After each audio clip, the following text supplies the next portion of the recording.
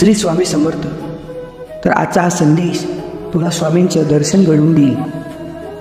खूप मोठं आजचा हा योग आहे।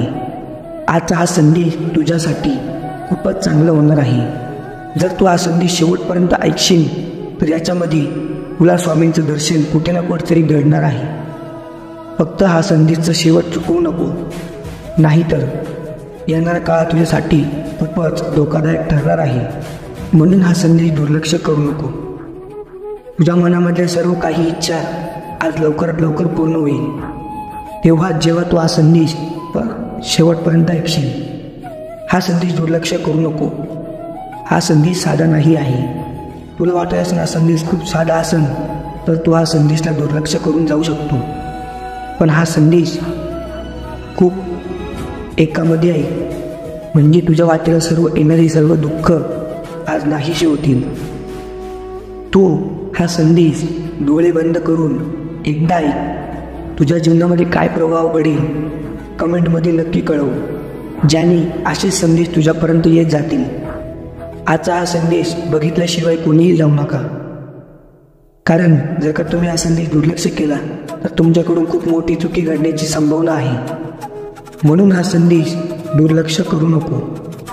जर का तुम्ही खरंच स्वामींची भक्त असाल तर कमेंटमध्ये श्री स्वामी समर्थ नक्की लिहा आणि चॅनलला सबस्क्राईब करून पुढे जा।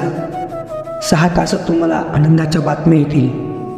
स्वामी म्हणतात आजचा हा संदेश तुझ्यासाठी खूप मोठा होणार आहे।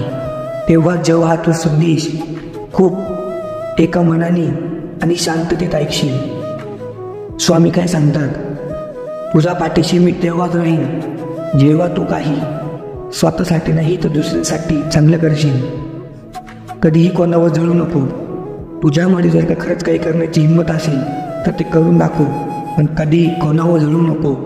कारण दुसऱ्याचं चांगलं बघितल्याने आपलंही चांगलंच होतं आणि दुसऱ्यांचं वाईट केल्याने आपलंही वाईटच होतं।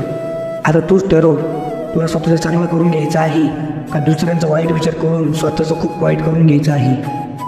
स्वामी काय सांगतात का दुसऱ्यांसंग चांगलं वागल्याने आपलंही चांगलंच होणार आणि दुसऱ्यांसंग वाईट वागल्याने आपलेही कर्म वाईटच होणार। स्वामी म्हणतात का कोणाची नेहमी मदत करत राहा, कोणी अडचणी दिसल्यास त्याची मदत कर, म्हणजे तुझ्या पण वाटल्या दोरी दुःख येणार असेल तरी ते नाहीसे होतील।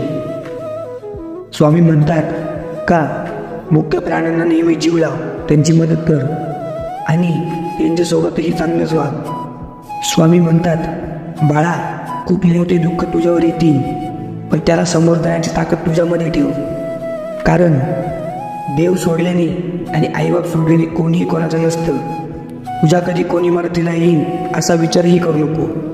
स्वामी तुझ्या मदतीला कायम येतील, पण स्वतःमध्ये हिंमत ठेव, अडचणींना समोर जाण्याची ताकद ठेव। तुम्हाला हा संदेश आवडला असेल तर कमेंटमध्ये श्री स्वामी समर्थ नक्की लिहा। श्री स्वामी समर्थ गुरुदेव दत्त।